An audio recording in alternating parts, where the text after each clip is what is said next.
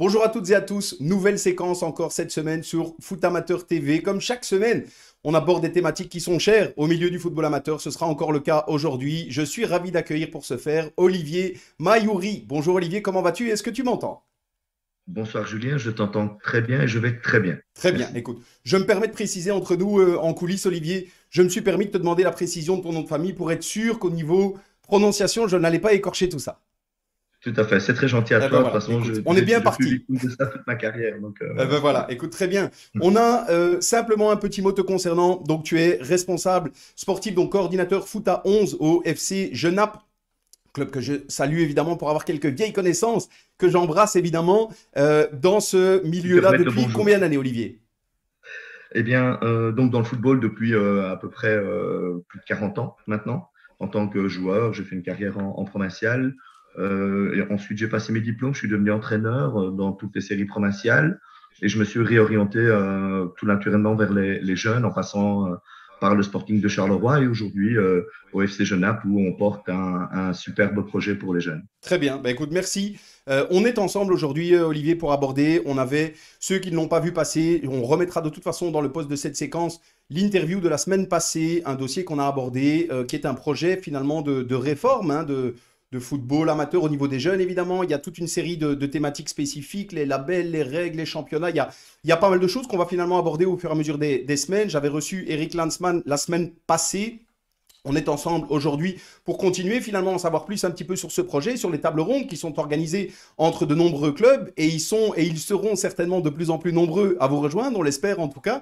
Tu fais partie de ces réflexions aussi avec le club de Genappe. Aujourd'hui, on a décidé de parler ensemble d'une manière un petit peu plus précise du paysage footballistique des jeunes francophones. On va essayer de s'y retrouver de la manière la plus simple. Alors ça parle évidemment à beaucoup de monde, hein, mais parfois pour certains, pour des parents ou autres, c'est parfois un petit peu difficile de s'y retrouver. Dis-nous d'abord un petit peu quelle est la vie générale. Tout à fait. Eh bien, l'avis général, euh, il est, euh, il est de dire que on est dans une complexité incroyable dans notre foot amateur francophone, malheureusement, qui vraiment est en opposition par rapport à ce qu'il se fait, par exemple, en Flandre, où là, où tout est bien scindé, tout est bien défini et il n'y a vraiment que par les actions mises en place par cette fédération, eh bien, un vrai leitmotiv qui est la formation de l'enfant. Ici, malheureusement, concernant notre fédération, euh, les règles et les définitions et les créations des divers championnats font que même si on veut au maximum être le plus proche possible de la formation intrinsèque de l'enfant et n'avoir que cette idée-là en tête, eh bien malheureusement, de manière, je dirais, obligée, nous sommes obligés de bifurquer vers autre chose que la simple et pure formation. Et c'est face à cela que l'on débat et que l'on réfléchit aujourd'hui. C'est ça. Bah, écoute, merci Olivier. Certains nous disent, hein, parce que ça, c'est un sujet évidemment qui fait réagir et qui fera encore certainement réagir. Certains nous disent que c'est un petit peu le principe du serpent qui se mord la queue. On est censé privilégier et promouvoir évidemment la notion de formation de manière un petit peu désintéressée, dans l'intérêt en tout cas de l'enfant et de son développement personnel. Et au final, et tu le dis bien, de par le nombre de championnats différents, certaines règles qui sont parfois différentes, les accessites pour accéder à certains championnats aussi, c'est un petit peu l'effet inverse, c'est-à-dire on prône, peut-être sans le vouloir, finalement cette notion de compétitivité. C'est ça. C'est ce qui est complètement paradoxal puisque la CFF prône à juste titre la formation de l'enfant et nous sommes tous d'accord là-dessus. Mais en même temps, nous avons une obligation de résultat.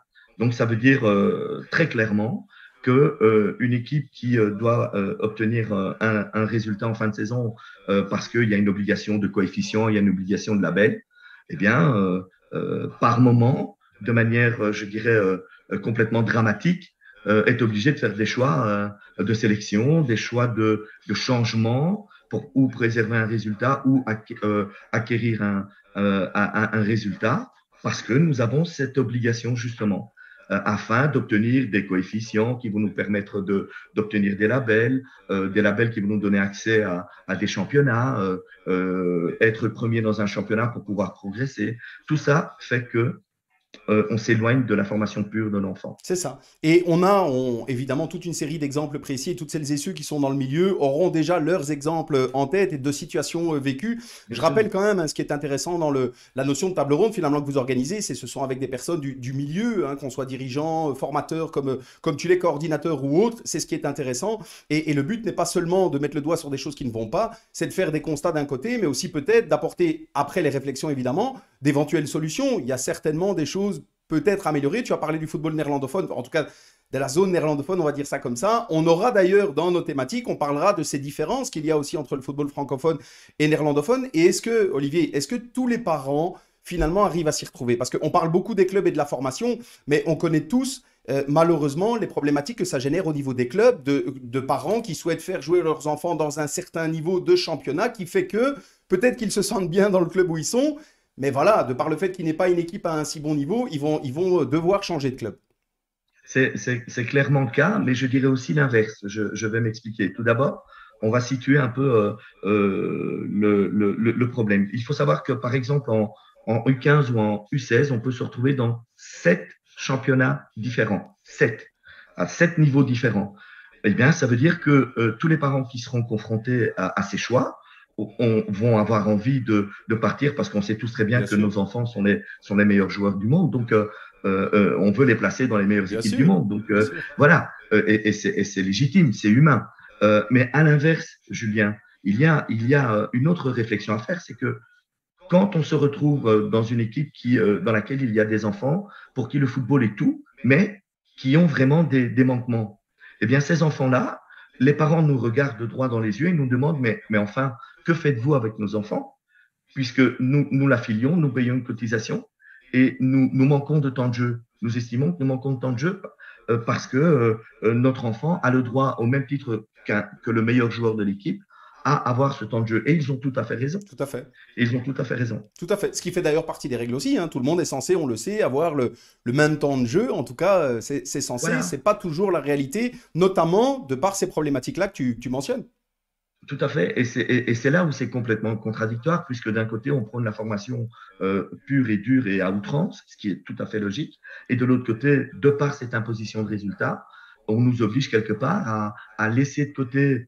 C'est dramatique hein, de Bien parler comme sûr. ça. Et on s'efforce d'essayer de ne pas le faire. Mais je défie n'importe quel responsable de club de me dire aujourd'hui, non, moi, je ne l'ai jamais fait. C'est quasi impossible à partir du moment où on veut rentrer dans le système, où on veut suivre le système des coefficients, des championnats et autres, on est obligé à un moment donné de faire des choix. Et c'est dramatique. Tout à fait. Et voilà pourquoi on est un des points de ces tables rondes, un des points importants de ces tables rondes était cette réflexion. Mais je voudrais aussi préciser que cette réflexion, nous la faisons non pas en complète opposition.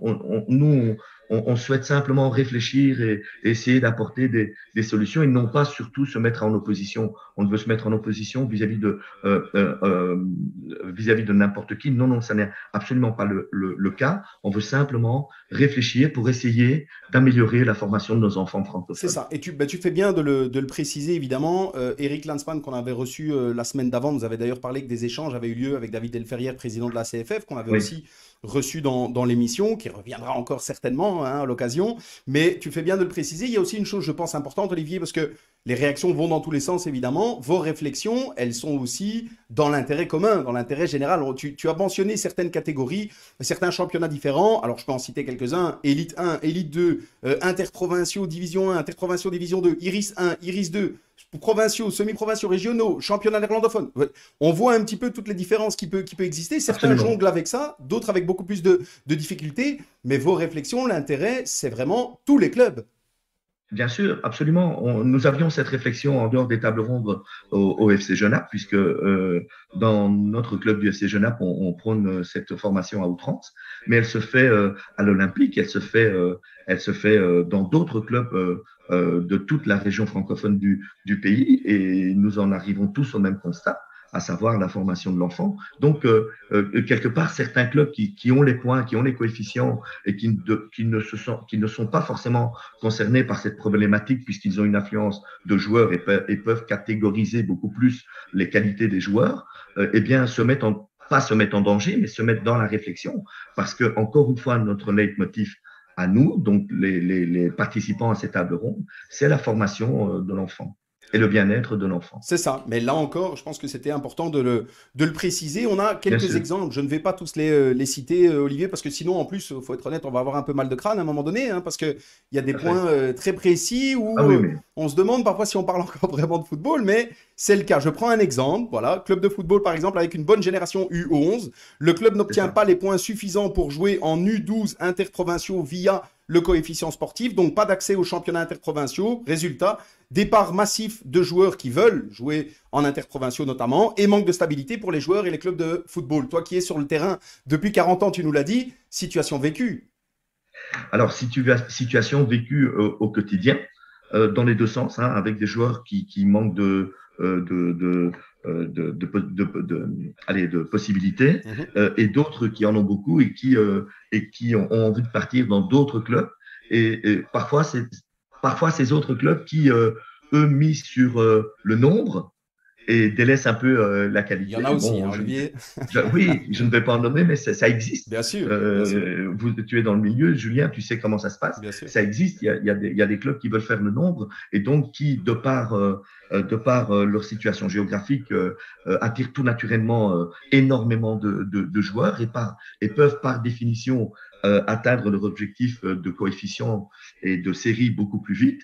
Mais après, ça devient de l'industrie. Et nous, au CGENAP, par exemple, nous avons des joueurs d'extrême qualité qui, je pense, pour l'un d'entre eux ou deux d'entre eux, par exemple, la saison prochaine, joueront en élite. Mais nous en avons d'autres qui ont énormément de qualité et que nous aurons peut-être du mal à garder parce que nous sommes dans cet engrenage qui nous clive de toute possibilité de formation. C'est ça. Après, dans le développement d'un joueur, on sait que chaque joueur a son rythme évidemment différent. Donc, on peut considérer comme à un moment donné normal que certains joueurs et leurs parents, tu l'as bien dit aussi, aient le souhait finalement d'évoluer dans des catégories, dans des clubs peut-être plus élevés. Cette partie-là, on peut la comprendre. Mais c'est vrai qu'avant ça, il y a quand même un nombre impressionnant de possibilités qui existent et qui, encore une fois, je le répète, mais peut-être sans le vouloir, bah, donnent l'idée à des parents d'aller plus facilement voir ailleurs au lieu de rester peut-être dans un club où finalement ils y sont bien.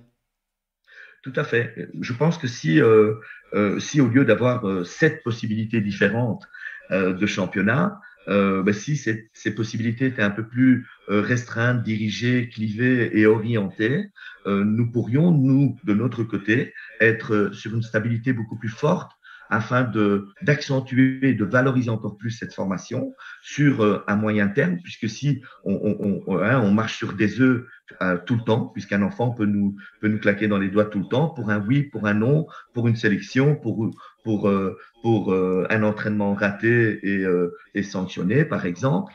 Et il peut partir ailleurs dans plein de possibilités. Donc, par exemple, comment justifier une différence entre des semi-provinciaux et des provinciaux, par exemple? Ouais. Vous voyez, entre des élites 1 et des élites 2, là, peut-être que cela pourrait encore un peu plus se justifier, mais on a des régionaux également. Donc, régionaux, semi-provinciaux, provinciaux, Et qui peuvent changer d'une c'est, année à l'autre aussi, et ils peuvent changer d'une année à l'autre, et ils peuvent changer en cours de saison en jusqu'au plus. 31 décembre. En plus. Ne pas l'oublier. En Oui, oui, plus. tout à fait. Oui, c'est vraiment. Bah écoute, voilà. Encore une fois, je pense que c'est non seulement très intéressant, mais aussi très judicieux hein, d'avoir ce genre de réflexion, encore plus par des personnes comme toi et toutes les autres qui sont finalement autour de ce projet-là. Et puis j'invite encore une fois, hein, c'est le message qu'on nous a demandé aussi de faire passer. J'invite tous les clubs qui ont envie de se joindre finalement à ces tables rondes, de vous contacter. Je remettrai aussi évidemment le mail de contact pour peut-être participer aux prochaines tables rondes qui s'organisent déjà. La prochaine aura d'ailleurs lieu à l'Olympique de Charleroi, je pense.